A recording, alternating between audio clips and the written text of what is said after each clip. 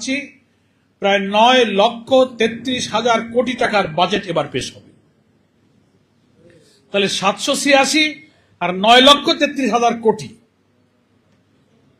কত শত গুণ বাজেটের সাইজটা বড় হয়েছে। কিন্তু মানুষের, সমাজের, সভ্যতার, জাতির, চরিত্রের, জীবনমানের কোনো পরিবর্তন কিন্তু হয়নি। সেই নিরন্ন, অনাহারী, অন্নহীন, বস্ত্রহীন মানুষের আহাজারি এখনো আছে। ফুটপাতে মানুষ এখনো শুয়ে থাকে। বড় লোক আরো বড় হচ্ছে, দরিদ্ররা আরো দরিদ্র হচ্ছে।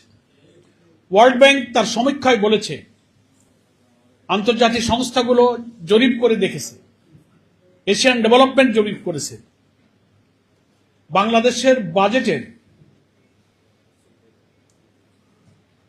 যে সামাজিক সুরক্ষা একটা খাত আছে, সোশ্যাল সিকিউরিটি, একটা সেফটি নেট থাকে, মানুষের দারিদ্র্য বিমোচন করে মানুষ যেন সামাজিকভাবে সুরক্ষা থাকতে পারে, তার